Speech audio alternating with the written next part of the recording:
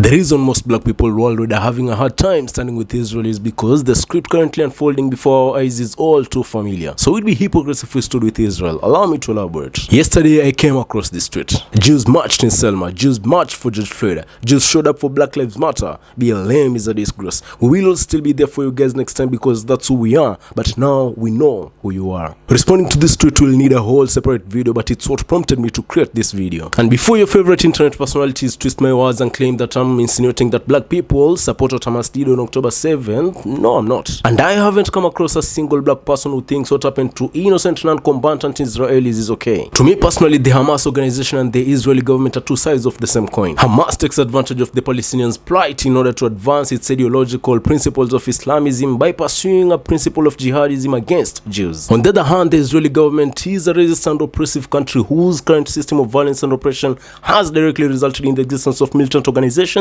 like the Hamas. I mean, every single human rights organization has concluded that apartheid is being practiced by Israel in the occupied Palestinian territory, including the UN, so these just aren't my opinions. In the wake of these attacks by Hamas on innocent Israelis, a familiar rhetoric getting thrown around among Israel supporters and Zionists is that violence isn't the answer, basically insinuating that nothing could justify the attack. But if, like me, you've spent enough time watching all this unfold, then you know this rhetoric is only used to discredit the Palestinians' fight for freedom. But not a single time has it ever been used to address the decades of violence and oppression that Israel has been meting upon the Palestinians, both in West Bank and Gaza. And that's what I mean when I say that this is all too familiar to any black society around the world.